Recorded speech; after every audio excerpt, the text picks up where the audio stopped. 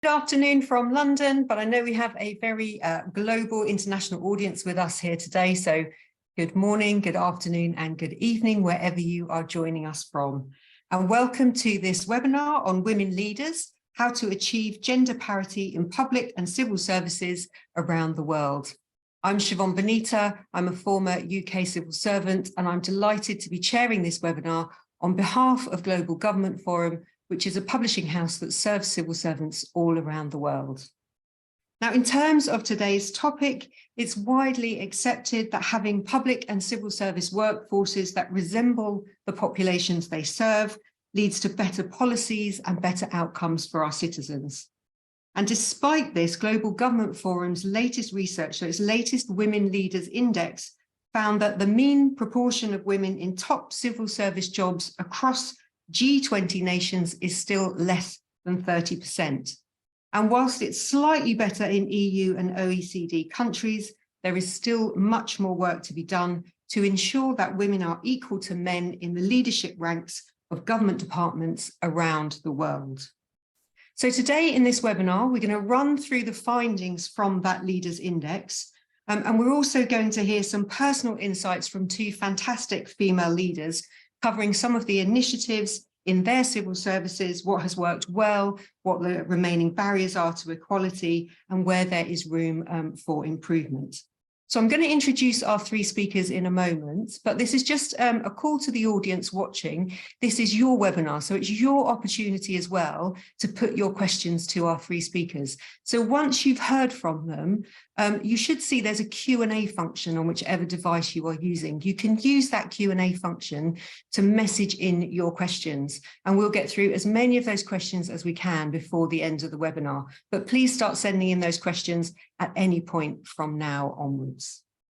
So in terms of our panel today, we will hear from Mia Hunt, who has been editor of Global Government Forum since 2019. She's a journalist and an editor with background across a range of publications covering issues in both the private and the public sector. Her current position includes being the author of the latest Women's Leaders Index, which looks at representation of women civil servants across EU, G20 and OECD countries, which Mia, as I said, will talk us through the findings from that in a moment. Then we will hear from Sarah Parkett, who is Director and Chief Executive Officer at FinTrack, which is a Financial Transactions and Reports Analysis Centre of Canada, which means that Sarah is responsible for ensuring the centre facilitates the prevention and deterrence of money laundering, terrorist activity financing, and threats to the security of Canada. Before joining FinTrack, Sarah held numerous leadership positions across the federal public service, and from 2018 to 2020, she served as the first Executive Vice President at Shared Services Canada, providing leadership to the organisation as it modernised the Government of Canada enterprise IT infrastructure and enabled digital services to Canadians. And then we will go over to South Africa, where we'll hear from Zukiswa Mogalomba. I'm sorry if I've pronounced that wrong. Zukiswa can correct me if I have. Zukiswa is the National Commissioner for Public Service Commission in South Africa. Zukiswa's roots are deeply embedded in strategy, economics, poverty alleviation, and public policy work. She's a Mandela Rhodes Scholar and Achieving Scholar and has won a truly impressive number of national and international awards for her work on public policy and governance. Zukiswa has a keen interest in finding solutions to public sector challenges. Most recently, she's done work on South Africa's National Development Plan, in particular how to build a professionalised and transformed public service. And she was appointed by the President of the Republic of South Africa to her current position. So I'm sure you will agree with me that we have a really brilliant panel with us here today. As I said, please do take this opportunity to send in your questions, and we will get through that before the end of the webinar. But without further ado, I'm going to invite Mia to give us her opening remarks and talk us through some of the findings from that latest index. Over to you, Mia. Thank you, Siobhan, and hello to everyone watching. So yes, I'm going to talk you through the latest Women Leaders Index results and how they compare with past indexes to give you an idea of progress. And also outline some of the things our researchers flagged that civil services can do if they are to improve the proportion of women in senior positions and ideally reach gender parity.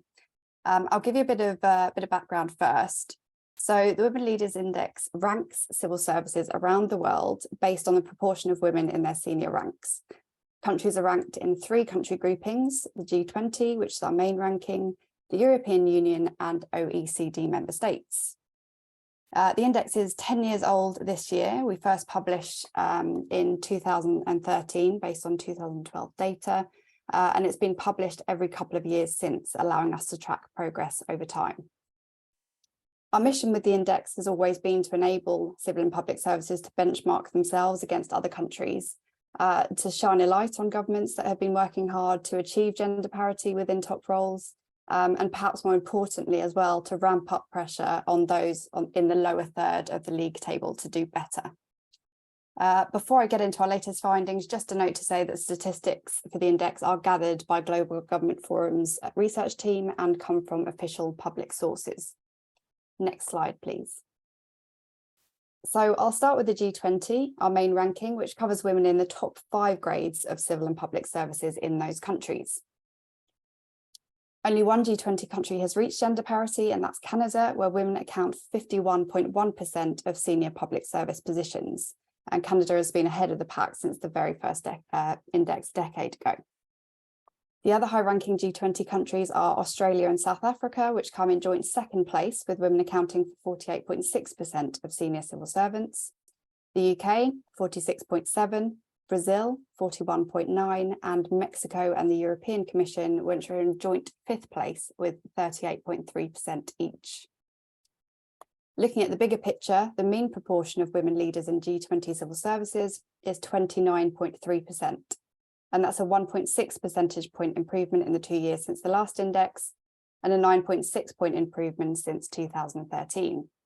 Now, clearly that mean, 29.3%, is quite low. And that's because the countries at the bottom of the ranking bring it down considerably. Those countries are Turkey, China, South Korea, Japan, and Saudi Arabia, for example, with women accounting for between just 2.5% and 11.7% of senior civil service roles in those countries. The countries in the middle of the G20 pack include the US, France, Italy, and Germany. Now, most countries have improved since our last Women Leaders Index was published in 2020, but not all have. Some, China, Russia, and Argentina, have actually regressed, while in Indonesia there has been no change. Even more worryingly, 3 countries, China, Turkey, and South Korea, have lower percentages of women in the top 5 grades now than they did 10 years ago. On the reverse, the country to have made the biggest improvement since 2013 is Mexico, having increased the representation of women in civil service leadership positions by a dramatic 24.3 percentage points over that period. Next slide, please. So I'll come on to our European Union ranking now. It's important to note that our EU data is not directly comparable with the G20 figures, and that is because rather than the 5 most senior grades covered by the G20 data, for the EU, it covers just the top 2 tiers. So of the EU 27, 9 countries have reached gender parity at the top of their civil service. Bulgaria comes top, with women accounting for 59.5% of positions in the top 2 grades, followed by Croatia, Slovenia, Greece, Finland, Latvia, Romania, Lithuania, and Portugal. And what's striking is that 6 of those countries are in Central and Eastern Europe. Croatia has made the most improvement since 2013, a rise of 21.1 percentage points over 10 years. The mean proportion of women in the top 2 tiers of the civil services in EU countries is 42.7%. This is a 0.8 percentage point improvement since the last index 2 years ago, and a 7.5 point improvement since 2013. In 17 of the 27 countries, women make up 40% or more of the most senior roles. The 5 countries at the bottom of the EU ranking are Hungary, Belgium, Denmark, Luxembourg, and the Czech Republic, with women accounting for between 18.8% and 28.3% of the top roles in their civil services. The Netherlands, Ireland, Italy, France, and Germany are also, perhaps surprisingly, in the bottom third. 2 countries have fewer women leaders in their civil services now than in 2013. Hungary, which is 3.9 points down on representation 10 years ago, and Slovakia, which is 7.3 points down. However, in Slovakia's case, that drop is actually a positive thing, bringing it nearer to gender parity, with women accounting for 49.8%. So I'll come on to the Organisation for Economic Cooperation and Development now. Next slide, please. I'll talk about this only briefly because this is one of our newer rankings. We began gathering data on OECD member states for our last index in 2020. And because quite a few of the countries of note here are also in the G20 and or EU rankings, so there's a bit of crossover there. And to note here too, this ranking refers to a slightly narrower definition of the senior civil service, so not quite to the top 5 grades as referred to in the G20 ranking. Of the 38 OECD members, 7 have reached or exceeded gender parity. Latvia comes top, with women accounting for 56% of the top ranks of its civil service, followed by Sweden, Iceland, New Zealand, Greece, Canada, and Slovakia. Another 5 countries, Slovenia, Australia, Estonia, the UK, and Poland, are within 5 percentage points of the 50% mark. As seen in the G20 and EU rankings, Hungary, Turkey, South Korea, and Japan feature bottom of the list, with stats ranging from just 5.3% to 18.4%. And the OECD mean is 36.2%. Before I finish, I'll talk a little bit about the report's conclusions and some of the initiatives and actions that could help civil services move the dial towards gender parity. As our last Women Leaders Index shows, almost all G20, EU, and OECD countries have improved the representation of women in civil service leadership positions. Next slide, please. So the countries that have achieved or are closest to gender parity, or which have moved the dial the furthest over the last few years, are those that have first recognised that gender parity in civil service leadership positions is important, excuse me, and then implemented initiatives and programmes designed to enable women to compete on an equal footing with men for those top roles. There are a few examples of these in the full report, which you can have a look at womenleadersindex.com. But I'll outline some of the steps that countries that are serious about making change have taken or could take. So they include, and they're on this slide, reappraising how women enter the civil service, promoting gender balance on selection panels and candidate pools, for example, working to root out unconscious bias, establishing mentoring and career development programs, creating teams and networks dedicated to championing women, taking concrete steps to address the gender pay gap, promoting flexible working and introducing supportive workforce policies around issues such as pregnancy, childcare, and menopause, establishing safe and effective channels through which any civil servant, female or otherwise, can report instances of workplace harassment and similar, requiring departments and agencies to reach and report on targets, and using data to track progress and identify where action may be required to drive improvements. As part of the report, I interviewed women leaders in 2 countries, one of whom was Zukisvar, here with us on today's webinar, and also Yasmin Laroche, a former colleague of Sarah's in the Canadian federal government. So do go to the website to read more about what they said their respective countries' journey towards gender parity has looked like, the initiatives that have helped to drive progress, and what more they think needs to be done. There are some great lessons there that could serve as an inspiration for other countries, and I'm sure Zukisvar will talk about that today too. Now, for those countries that have reached or are close to gender parity, attention may turn to improving representation in certain pockets of government that have traditionally been and still are male dominated. For example, treasuries or finance ministries, intelligence agencies, and central banks. Yasmin Laroche, who recently retired from the Canadian Public Service after decades in senior roles, said when I interviewed her for the index, "The thing is, it isn't just a numbers game, it's about where those women are." And a brief note about diversity here. Diversity of thought and life experience is going to be crucial if we are to tackle some of the huge challenges we're facing, not least climate change, growing geopolitical tensions, and rising inflation. Striving for gender parity is a solid starting point if we are to achieve truly diverse governments that reflect the populations they serve, leading to more effective, inclusive policy, better quality public services, and fairer societies. Next slide, please. So to conclude, over 10 years, this index has tracked the many countries making sustained progress on gender equality at the top of their civil services. As we set out, Some have met or exceeded the 50% mark, and several more are very close. But the means of our rankings are still too low. Progress must continue. The hope is that gender parity in civil service leadership positions becomes the norm around the world, with women equaling men around the decision-making table, with positive knock-on effects not only for women themselves, but for men, for communities, and for society at large too. A lot of good work has been done, but there is much more to do, and we mustn't be complacent either, because it can easily slip back. So I'll be interested to see what's changed when we publish the next Women Leaders Index. I'll leave it there. Thank you for listening, and I'm looking forward to the rest of today's discussion. Thank you. Brilliant. Thank you so much, Mia. I mean, it's really great to have all of that data. You've got such a wealth of data there over kind of 10 years to set the scene for today's presentations and conversation. I'm sure people, please do go to the website afterwards and have a look at all of that data, because there's so much information there, but really interesting to see which countries have made good progress, which countries have done better than others.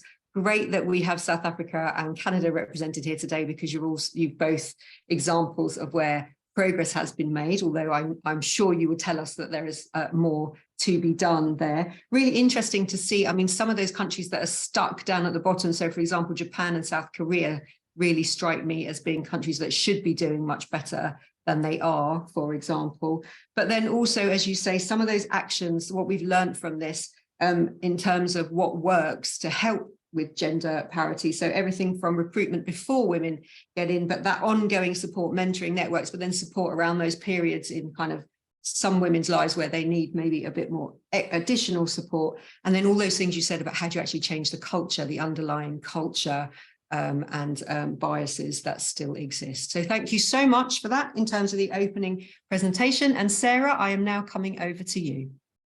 Thank you very much, Evan. Welcome, everyone. It's such a pleasure to be here and talk about the topic that is so, so important to me and that all of us care so much about.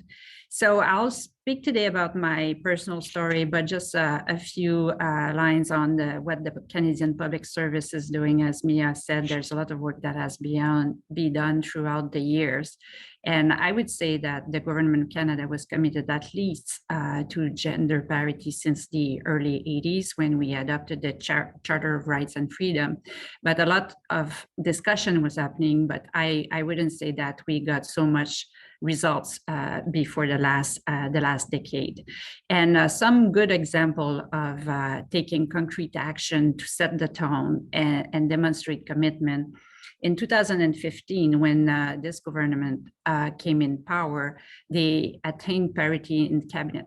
So it was the first time that we had parity in the number of minister, women and men, and also a lot of people coming from diversity. So that was definitely a good sign and a good action. But at the same time, you always need to look at which position were they assigned to. The same thing with deputy minister. Deputy minister is the highest rank in civil service, but at the same time, out of the 80 deputy minister, which one are at the bottom and which one are having really the key position? And I'm happy to say that women have had the opportunity to hold most of the position. So if we now look back to the last decade, there's very few positions that were never held by women. So that's definitely a bon coup for Canada. But like Mia was saying, and you, Siobhan, there's no way we can stop and be complacent. There's always more work to do. You always need to be aware. And it's not because the last cohort was very strong that the next cohort is going to be the same, because you see those cohort coming of women who grew up together within the public service. They're all strong-headed, very smart, very talented, very hardworking, and then they move up and they get those important positions. But who's going to fill behind them if we didn't invest in the feeder group? And that's where we find a lot of issues because of what we were talking about. Women often, have a lot of work to do to support their family, their elderlies. So when they come to work, it's more demanding for them, and they need to work harder because, again, we need to work harder, demonstrate we're better, that we merit the position. So we really need to keep our eyes open for that. So my personal story is something similar to that. I became an executive at 32, and I was going into rooms giving advice, and people were ignoring the advice or even taking my advice, but attributing it to them and pretending I was not even in the room. And at some point I thought, is it because I'm young? Is it because I'm Francophone? Is it because I'm blonde?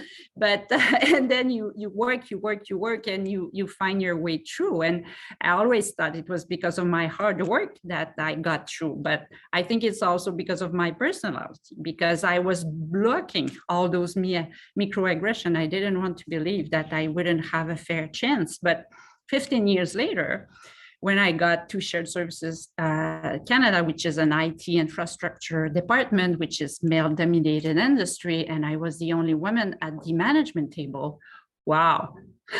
I went back 15 years because I was the only woman, and they were polite with me, they welcomed me, they knew they needed a woman at their management table. But then I walked the corridors and women are thanking me for existing.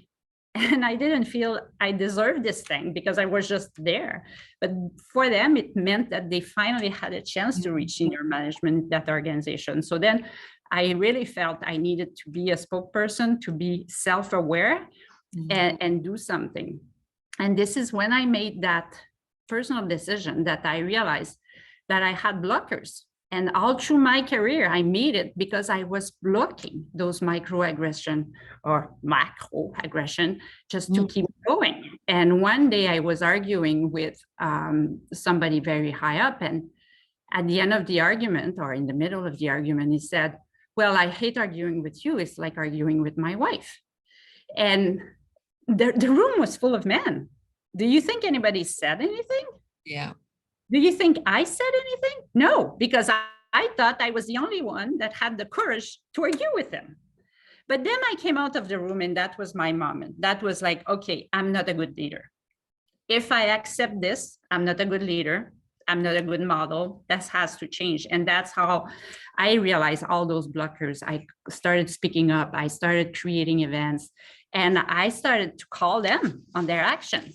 And the day I said, we have a problem with women in this organization, this full management table of men said, no, we don't. And I said, what?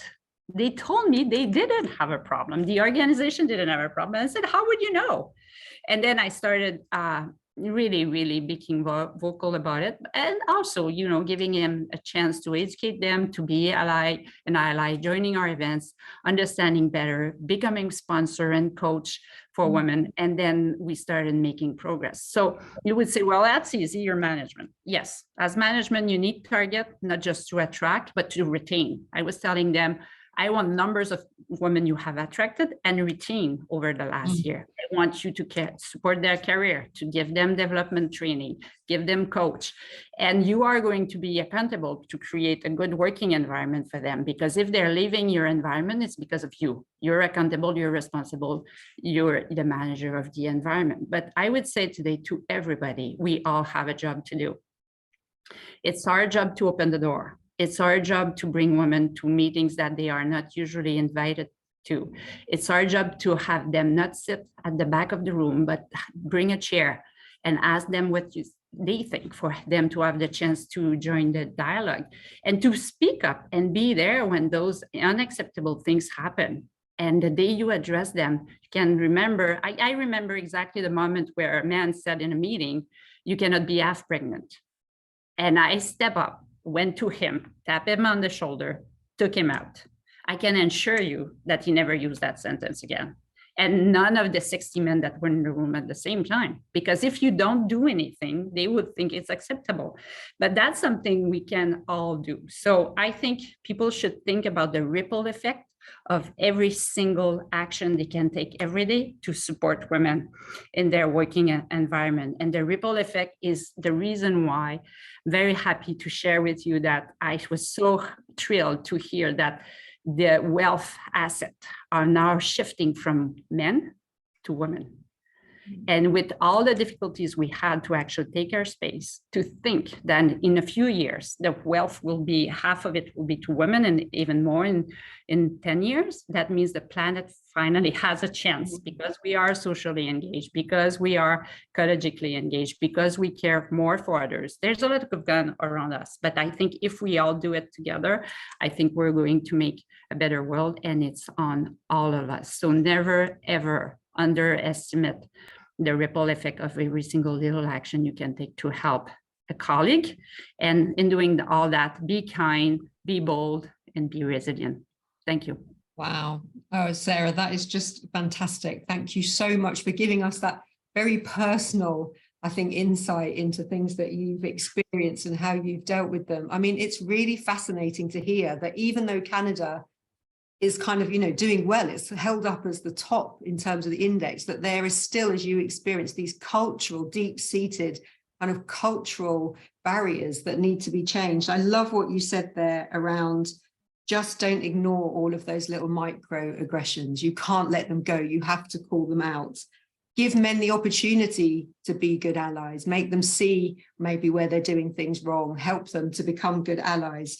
And touching on something that Mia said as well, you said how you can use information and data to track performance and track how well they're doing, hold people accountable. And then I love what you said there about the ripple effect, and that all of our actions, everybody's actions, male and female, in terms of helping other women to come through, makes that difference and will ultimately, as you said, lead to a better world. So thank you so much. That's a brilliant kind of way of phrasing everything there. Before I go over to Zukiswa, just to say a reminder to the audience, please do get your questions coming in, because after we've heard from Zukiswa, we will go over to those questions. Thank you so much again, Sarah, and over to you, Zukiswa, coming to you now.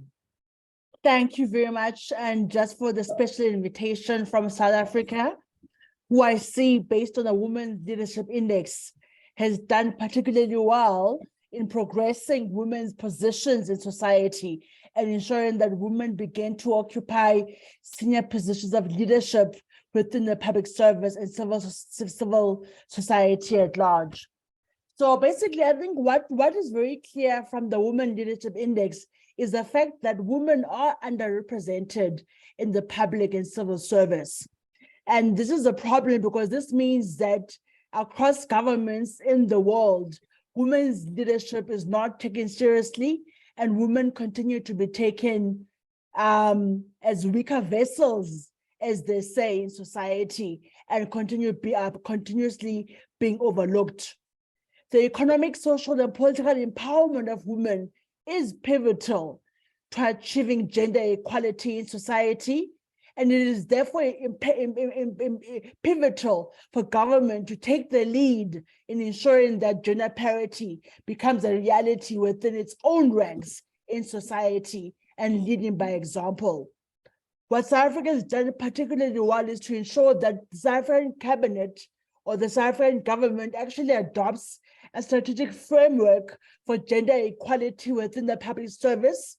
And basically what this strategic framework actually says is that government needs to reach 50-50 representation of women, not just in ministerial positions or in parliament, but also making sure that women begin to take center stage and are represented by a margin of 50-50 in public service and civil service as well. And this is regardless of race, disability, and ethnicity. So I think what's been very clear is that South Africa has taken a political decision to make sure that women are taking center stage in the leadership platforms of the country. And this is because it's actually been seen as having a powerful business case for why women should continue to lead and take top leadership positions in society.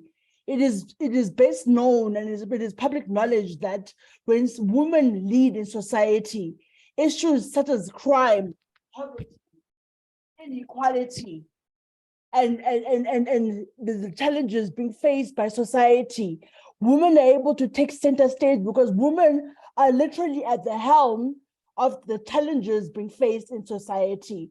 So when women are represented in society in the highest leadership echelons, it means that women will be represented in terms of policy as well as in terms of programs and interventions in society.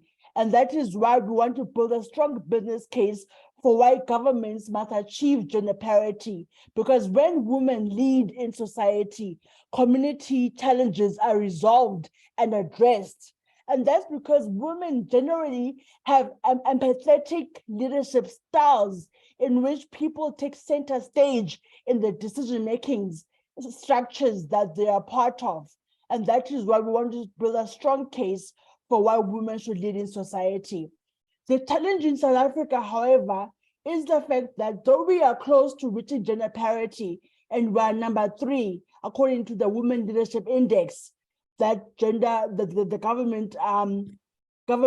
global government forum has put together, the issue is that women, in terms of being taken seriously, lies at the center stage of the challenges women are facing in South Africa. This is because of paternalism. This is because of patriarchy.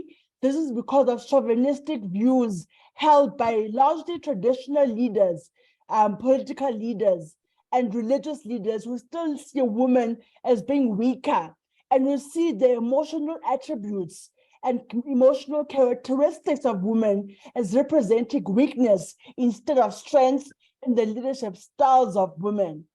And that is why in South Africa, we continue to experience the kind of challenges we experience. The experiences that women are facing have to do with the culture in which they are leading.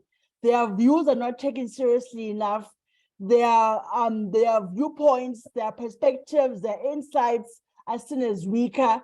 And that is because of the culture in which women are brought up in, whereby they're largely seen as being kittens in the kitchen, kittens in the bedroom, and not being forces and leaders in the workplace and in public service and in our countries more generally.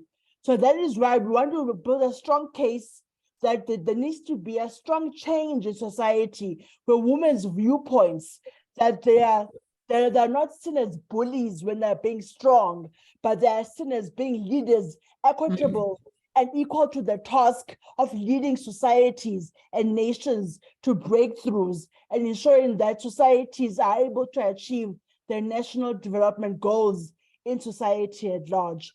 The challenge is that male privilege continues to take center stage. It is easier for a man to rise up the ranks of public service because of male privilege, not because he is competent, but purely because he is assumed to be competent by virtue of his genitalia, which is very ironic at this particular stage in our society. Women need to make sure that they take center stage, that they occupy space in society, and that they do not allow people's perceptions and negative stereotypes of women to delay them from occupying their spaces and occupying the table around the decision-making structures of society and the decision-making platforms of society. So that's basically what has been the major challenge in South Africa today. It's our politics, it's our religious norms, it's our cultural norms, it's our traditional norms, which continue seeing women as weaker vessels and as inferior to men. And that is why women do not enjoy the professional successes that they ought to enjoy by virtue of their natural abilities. And that is why it's important for us as a global community to make sure that we take the center stage in fighting for the rights of women wherever we go and wherever we occupy. And I like Ms. Sarah's views when she says that she believes in raising as she rises. She doesn't want to be the only woman in the boardroom, because it's lonely when you get there and you're the only woman having to fight the battles of other women. But we have to fight the struggles of other women and make sure that we are not the only ones around the decision-making structures and decision-making tables in our societies. We need to make sure that we use our own experiences and our own positionalities as young women leaders in government to make sure that we raise other women up as we rise. And that generally has always been my personal mantra and personal philosophy as a young woman in government and in society at large. So even for me, I can relate to Sarah's stories about being undermined, not being taken seriously because you are young, let alone the fact that you are a woman, and let alone the fact that you are Black sometimes in corporate societies. But you are not taken seriously because of your age, your gender, your race, your class. So we need to make sure that we fight the struggles of our days and ensure that the women who are coming up under us have a better chance of success than we had. And I've already said this when speaking to people that I mentor and coach, that the reason why I mentor and coach other women is because I want to be the kind of coach and mentor that I wish I had when I was growing up as a young civil servant and as a young public servant. And that is why I continue to coach and mentor young women after me, to make sure that they too are able to enjoy the types of successes that I've enjoyed as I've risen up the ranks of public service. Otherwise, ladies and gentlemen, let us not give up. Let's run the race with endurance. Let us make sure that we use our own positions of power to raise up other women and make sure that they too are able to enjoy the types of successes we've been able to enjoy, even though through tough times and through challenges. It is not insurmountable.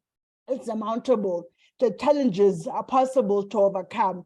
Let us work together as a global community to make sure that women take center stage and that more and more women are represented in the upper echelons of our society, in particular the public service and the civil service in our societies. Those are my parting words. And with those words, I thank you. Thank you so much, Nikiswa. I love the energy and the passion, the obvious passion that you have for this. I mean, everything you say, echoing some of what Sarah had said as well, lots there I think that you share in common. But as you say, the business case, why is this important? You know, if you don't have women represented around the table, you're not going to get the best policy outcomes. You're not going to get the best public services, because women are often disproportionately the higher users of those public services. So you have to have that representation around the table. But so much of what you said there about, even though South Africa, just like Sarah, even though South Africa comes out well in the index, what you're saying is your personal experience, there is still this prevailing chauvinistic culture, which means that women, even if they're in those senior positions, are not taken as seriously as the men who are around the table. And how do you fix that bigger kind of picture? And the public sector having to have a leading role in that, showing the way forward, that things can change. And really interesting what you said there about women being seen as weak. I'm sure some of our audience will have seen today the resignation of Jacinda Ardern in New Zealand. And the one sentence that really struck me in her resignation was she hoped that she had shown during her time as PM that you can be kind and strong, that they are not mutually exclusive. So lots of stuff there to unpick about different leadership styles. And then I love what you said there as well, echoing what Sarah said as well about raise other women even as you rise yourself. We are all in this together and we all have to help each other. And touching on that wider diversity picture as well, if we can't get gender equality right, we're not going to tackle race equality, disability, we're not going to tackle all of those other issues as well. Thank you so much to all of you for those fantastic presentations. We already have questions coming in, which is great to see. Before we go to the audience questions, I just wanted to kick off very quickly one on my own questions, which was, this is the first index that Global Government Forum have done kind of during the pandemic. So it's been a very different 2 years of collecting that data than previous reports. Do you think the pandemic, and in particular that move to a kind of, in a lot of countries, a hybrid type of working, so more flexible maybe arrangements, do you think in the long run, if there is a legacy from that, that is going to be a positive or a negative thing when it comes to gender parity in civil services? Mia, I'll come back to you. Is there any evidence, or will we only see that in the next index? Yeah, there's no evidence I know of that I can draw on at the moment. I think it depends. I think women tend to have the lion's share of caregiving responsibilities, whether that's for children or other relatives. And I think as a result, more flexibility and being able to work from home when they need to can only be a positive thing. However, it needs to be managed well, because if women end up working from home or remotely less than men, then it could lead to them feeling perhaps not so ingrained in their teams, not being involved in decision making in workplaces, and maybe being forgotten at times. So I think it's something that managers need to kind of really make sure that they're checking in with all of their staff, especially those who are working remotely more often, and make sure they have an equal voice to everyone else in their teams. Yeah.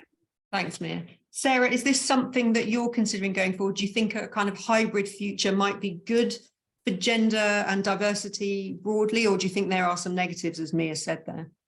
I think, like Mia said, you will need to manage, but I think overall it will be good. And let's not forget that before COVID, those women were in the office 5 days a week.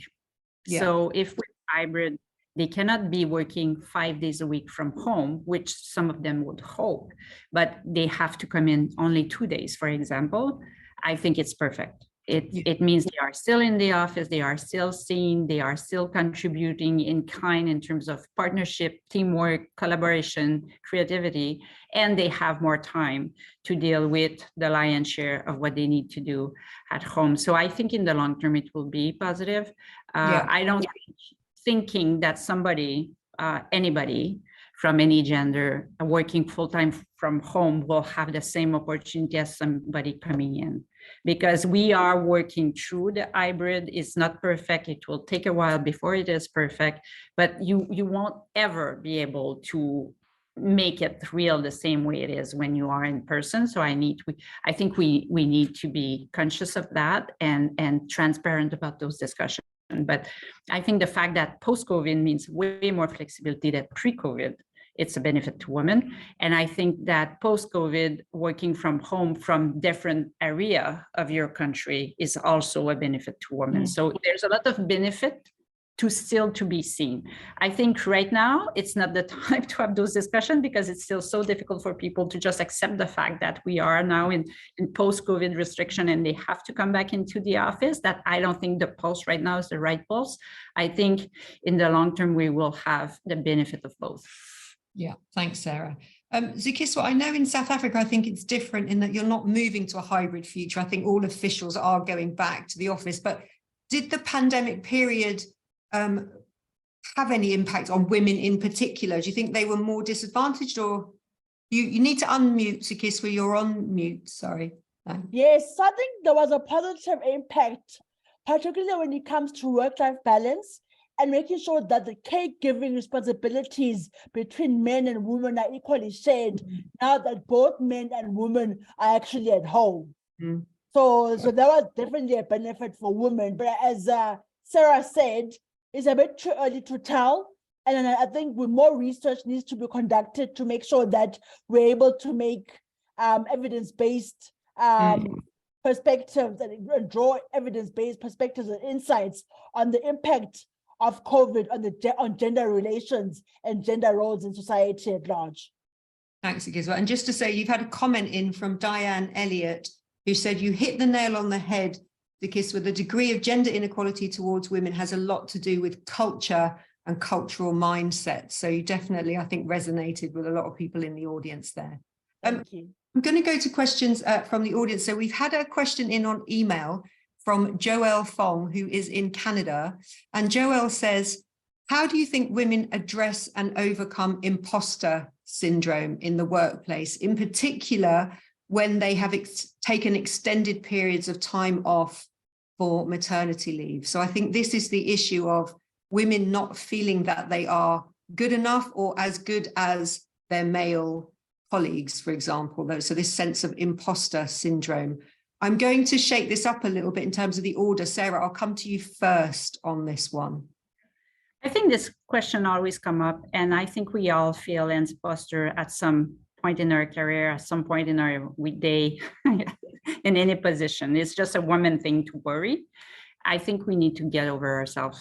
I think we need to remember that women will apply on the position when they meet 100% of the requirements. Men are going to apply when they meet 50% of the requirement, and they will feel that they should have the position they are entitled to it. So it's really a mindset that we need to work on. And Joelle, I just want to say, I left for maternity leave for my third kid and came back and got 3 awards that year. So I was very pleased. Men said to me, oh, wow, you worked really hard last year. Yeah, thank you very much. But I'm still the one who got the awards because my work, which obviously was done previously to my maternity leave, was recognized during the year I was away and they didn't forget about me. So there's good things happening as well. But I think the biggest barrier is us. And that's why we need to overcome it ourselves, but we also need to help others overcoming it and keep repeating how we are different. Like we were talking earlier about being strong and being assertive and then being, called defensive or aggressive. No, I'm assertive. And then you need to actually own the fact that you're assertive and be able to speak about it. Yeah, thanks, Sarah. So Kiswa, your thoughts on this? I liked what you said in your opening presentation, that it's assumed that men are competent just because they are men. But the flip side of that then is women feel that they aren't competent quite often. So they address this. So literally, it's all about just do it. Irrespective of how you feel or what you think about yourself and your self-perception, just do it. And secondly, I think by women seeing other women and women who look like themselves doing it as well will assist them in overcoming imposter syndrome. Yeah, that real importance of those visible female leaders, really important. Yes. Mia, this sense of imposter syndrome, in terms of those recommendations in the report, were some of the things there that you saw countries doing, would they help in this? So maybe networking or the mentoring, for example, would this help address some of the issues around imposter syndrome? I think so, yeah. I think certainly establishing women's networks and having people championing women at different levels of the organisation would certainly help. And I know when I interviewed Yasmin LaRoche for the index that she also spoke about she and colleagues feeling imposter syndrome, especially when she first joined, which I believe was in the 80s. And it was partly because, there just simply weren't enough women in senior roles to feel confident and comfortable, especially if you were coming in and you were fairly young as well. You had to sort of build up the confidence to push back against microaggressions and the other barriers that you faced. And of course, as representation increases, then hopefully so too do those sort of mentors and role models, the number of them, and therefore cases of imposter syndrome decrease at the same time. So yeah, I think a lot of it comes down to just having confidence in yourself at whatever level you go in, however old you are, and just feeling, I can do this just as well as anyone else, and I am going to call out things that aren't right. I don't normally kind of intervene as the chair, but it does fascinate me on these kind of questions that women still feel this imposter syndrome when we've had just such awful men around us all the time, kind of just being mediocre, and we still feel this need to kind of prove that we are somehow as good as that. So it's really quite fascinating. This takes years, I think, to change these kind of deep-rooted insecurities. We've had a couple more questions in. So one from Michelle Hungel, I think, who, apologies if I pronounced that wrong, but she has asked, probably more towards Sarah and Zukiswa, but feel free, Mia, to come in if you would like to afterwards. But what are each of you doing in your roles to ensure that gender parity continues to be a discussion at your management tables? So I guess, are there things you are proactively doing to make sure this remains a priority? Zukiswa, I'll come to you first on this one.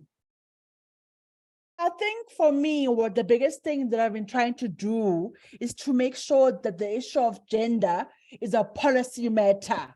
Not only should it be legislated nationally, but organizationally and departmentally. The gender parity issue needs to be a policy matter that is effectively addressed. Secondly, there needs to be programmatic interventions put in place to support women's rise in public service and civil service, and to make sure that they have equal opportunities to succeed in the spaces wherein they find themselves in. Secondly, for me, coaching and mentorship is very big, and being a champion, a strong champion of women in our societies. That's always been fundamental in terms of what I've tried to do to make sure that gender parity takes center stage in government. Yeah, so thanks. So actually building it into kind of the structures, having that as a policy objective, making sure that people are held to account to that. And also, as you said, doing a lot of active mentoring. Activism, literally it's activism. Yeah. It's social and political activism for women, and to make sure that as we rise, we raise up other women as well. Yeah, brilliant. Thank you. Sarah, what are the kinds of things that you are doing to make sure this remains kind of a top priority? People know me and they know that's part of my brand to be an advocate for women. So when I join an organization, they know what to expect, but it's not enough. Tone from the top is not enough. So I joined the organization and I gave the organization the challenge to meet the 50-30. 50-30 is a challenge we have in Canada, 50% of women at executive table, executive position, and 30% of diversity. So joining day one, they knew that they were already very good. It was not going to be enough, and I was giving them a challenge. I also embarked us on association against racism. I also embarked the organization into career development specifically for women, and then ask every branch, they had to submit names of women to participate in this career development program. So it's multifaceted. You have the tone, you have the engagement, the objective you give everybody, and then you go into performance, and this is it. You have to attract, you have to retain, you have to create a good working environment. And then if the people are not meeting the standards, you need to address. But it's something you need to do all the time, and on a day-to-day basis, not accept the unacceptable behavior, and give the power for people to speak up. It's one thing for me to say something and speak up. I want my whole organization to do it. I want the power of one to become the power of us. And this is kind of a community watch. Everybody needs to be on it. And if they disagree with that value, they cannot be part of my organization. Yeah. That's really, I mean, interesting what you said there about that, the power to speak up. I think, Mia, that was something that came out in the index as well, wasn't it? That there needs to be clear routes for women to be able to raise issues if they do have complaints, or if they feel that something isn't appropriate in the workplace. Absolutely. Yeah. And I think those channels just aren't always there. You know, it seems perhaps obvious, but when you don't have those channels, then a lot of things that should be brought up and dealt with just aren't, and they kind of remain there under the surface. You know, and things get worse. So I think New Zealand is one of the countries that's done quite a lot on this, and actually Australia as well. And I think it's, you know, it's great if you have leaders like Sarah and Zukiswa who actively kind of create a culture where women feel that they can speak up. But in other areas of the organization, you might need to have that very clearly kind of specified in governance arrangements, because they might not have leaders, immediate leaders that do that. So we have another really good question, I think, from Hadija Farouk, who has said, what are the top 3 bits of advice you would have for young women entering the public sector today? Sarah, I will come to you on this. So 3 things that you would tell women entering the public sector now. I would say they need to trust themselves. I've been giving a lot of position that I didn't have the knowledge, but to actually join an IT organization with a law background. So was I going to say no, or was I going to say, you trust me to take the position? I should trust myself to take the position. So trusting yourself is very important. You also need to be active. Like, don't expect that because you work hard and you're delivering, that people will have the opportunity or time to think, what should I give Sarah for her next opportunity? What should I ask Sarah to do to stretch her own competencies? So you need to be an activist for yourself. And at the end, you need to network. And I hate to say that because it looks like you want to manipulate the system. It's not about manipulating, it's about knowing people. It's about people knowing you. It's about knowing what's happening, what opportunities are out there. And then you can become your activist because you know those positions are there. So trust yourself, be an activist for yourself, and network, make friends. It will be fun, and then a lot of opportunities will be there for you to grab. Great, thanks, Sarah. 3 really practical things that women can do. So Kispa, what would your 3 bits of advice be? I think for me, the first one, which is the most important one, is believe in your own madness. So it's part of what Sarah said about trusting yourself and your innate capabilities, your perspectives, your insights, your experiences. Everything comes perfectly together. And then when you believe in yourself, something magical automatically happens, which opens the right doors for you to execute your madness. Secondly, I would say that build the right relationships, find a mentor, find a coach, because social capital is actually greater than even cash capital in this sense. Social capital is what opens also the right doors to the next opportunities and the next levels of success within the workplace. Because once you have the right sponsor, someone who can speak on your behalf and defend your case when the decisions are being made about promotion and transfers and succession, then you have a higher chance of success if you have a sponsor, a coach, a champion, and someone who will actively activate, be an activist on your behalf. And lastly, trust in the universe. It's important to develop and challenge yourself, especially when it comes to education, qualification, skills development. So once failure to prepare is preparing to fail. So make sure that you also adopt a perspective and a philosophy that says, I'm preparing to succeed. Because once you have the right aptitudes, then you'll be ready to succeed when the right opportune moments come and avail themselves to you. Brilliant, thanks. So again, some similarities there between your advice there. So that real focus on building those relationships, creating those networks, that social capital is going to be really important. Trusting in yourself, Sarah put it, trust in yourself, you believe in your madness, and then that preparing yourself to succeed. I really love all of those bits of advice. Mia, was there anything you wanted to add from the index in terms of things that have worked well in other countries that women should be thinking about entering the public sector? I'm not sure I have anything to add on that one, but I think, yeah, brilliant advice from my 2 fellow panelists. Yeah. We've had another comment in from Mijanu Beauchamp, I think, who says, excellent discussion, incredible insights and calls to action, both individually and collectively in our communities, organizations and families. So you're getting a lot of love from our audience, the 2 of you.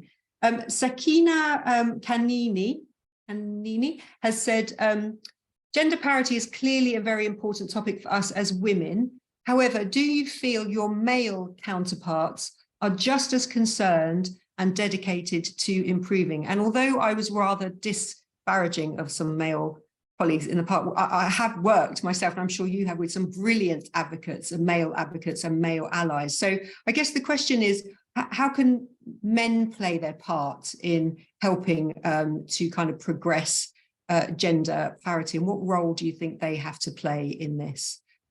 Sarah, I'm going to come to you on this one first.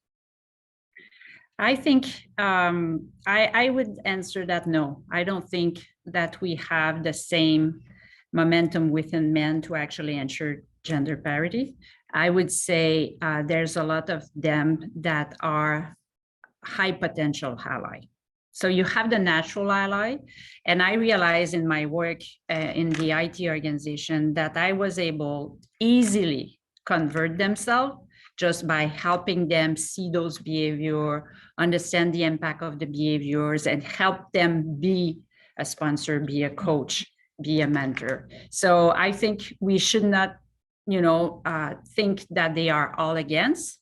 We should give them the benefit of the doubt and help them become an ally and help them, have those difficult discussions, help them educate themselves, help them understand when they make mistakes and own them and move forward. And I've seen a lot of progress. I've seen men, chairing network of men becoming allies. So there's a lot of high potential out there. in the 30%. I would say there's 30%, they're already there. There's 30% that are high potential, and there's 30% that will take more time to bring along. But I wouldn't focus on the last 30%. Bring your energy when you're going to have an impact. And then everybody wants to have success. And we all know that if they have diverse work environment, they're going to have success. So they'll join the club, but focus your energy where there's high potential and you will get a quick result. And I think we'll get there. I think there's a lot of opportunities there. The problem I see is men that think they are deprived of an opportunity because we now talk about gender parity.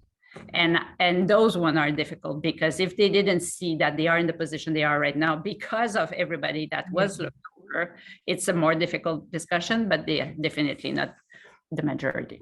Yeah, really interesting. I mean, on that note, Mia, there are some countries now that have gone over the 50% in terms of kind of women in senior positions. And is there any evidence to show that that sense of men feeling kind of deprived then, is that emerging at all from some civil services around the world? That's not something I've heard, but there are countries, as I mentioned in my introduction, that are heading towards sort of 60%, and therefore obviously the balance is kind of going the other way.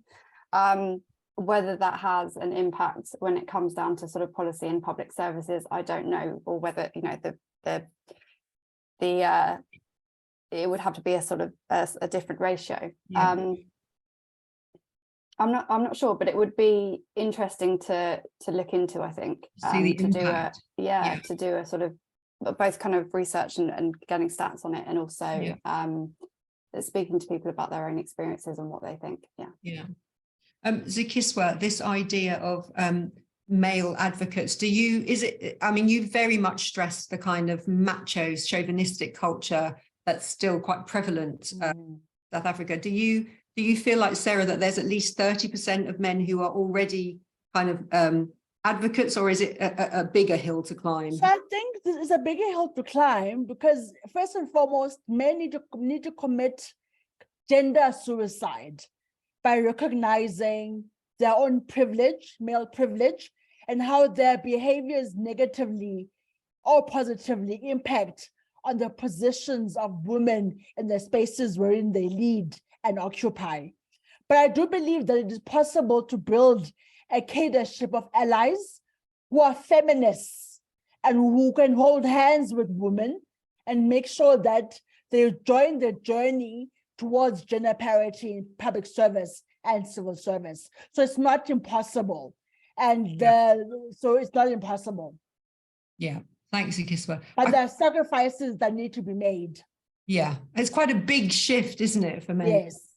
Definitely a big shift. I can't believe how quickly the time has gone, and thank you to the audience for sending in such great questions. If you have a final question, please do send it in now. But I have one question that came in advance as well that I'm going to put to everybody here, and this is issues that come up all the time when we are talking about kind of women being able to fulfill their potential in the professional workplace. And this is the fact that statistics still show that women are disadvantaged by the fact that they carry more of these traditional caring responsibilities. So whether that's looking after children, or whether later in their careers, it falls to them to look after kind of elderly relatives.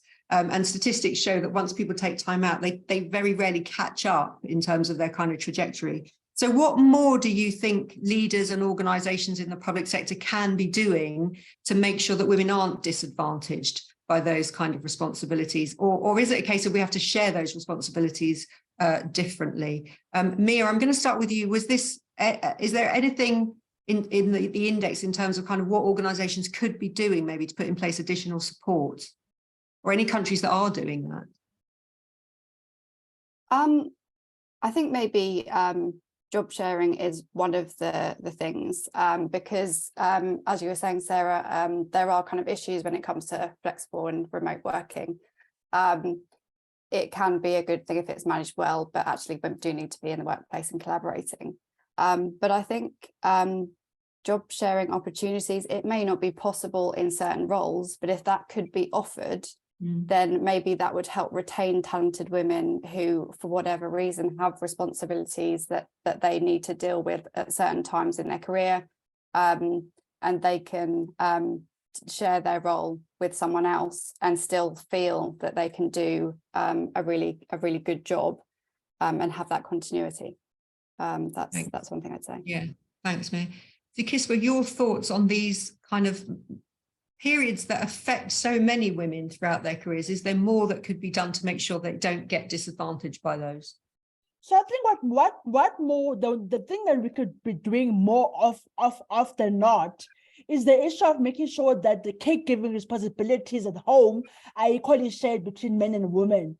And already we're seeing countries adopting paternal leave policies to make sure that when a child is born, a man equally takes leave, even though it's not as much as a woman, but at least there's paternal leave responsibility taken by men, because you want to recognize that men and women should both share the responsibility in caregiving.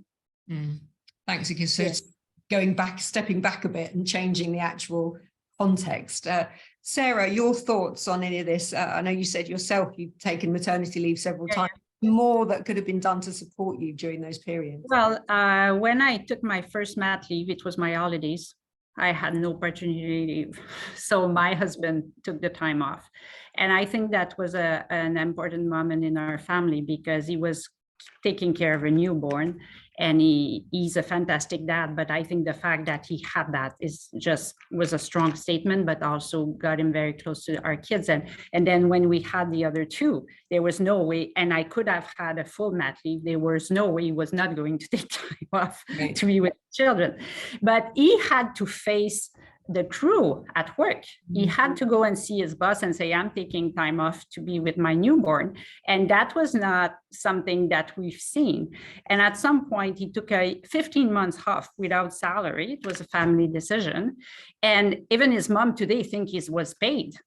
Like, nobody could actually digest the fact that he was taking time off. He was not going to be paid. And that was a decision we made. But enough about me. The Canadian system is offering paternity leave, started in the last decade, and that's making a huge difference. Quebec, 20 years ago, started having daycare at $5 a day. So that made a huge difference for women in Quebec, and now Canada is looking at doing it nationally. So you have those things that really helpful here in Canada, but it's also a mindset. Like when I said that I took 3 mat leave, I didn't say that I had promotion the 3 times I was pregnant, and I would not have gotten those promotion if I didn't apply for the job. So that was, a lot of women are not going to apply. They are going to withdraw themselves from processes. I didn't withdraw myself from processes. So there's a lot of, it's us, how you manage your family, how you manage the work at home, but also as leader in the public service, we need to think about it. And I often had to argue in performance management discussion, not to penalize somebody because she was on mat leave half of the year. I said, what has to do with that, her performance? Like, we have to assess our performance when she was here, not the fact that she was in mat leave half of it. Those kind of behaviors, we need to act, H-A-C-K, with my accent, it's difficult for me to say the H, but if we don't act on those bad behavior, if we don't call them out and we don't support each other and we don't encourage women to have more babies, we don't encourage them to apply for position when they are pregnant or when they are just back from mat leave, we're doing it to ourselves as well. Yeah, thank you so much.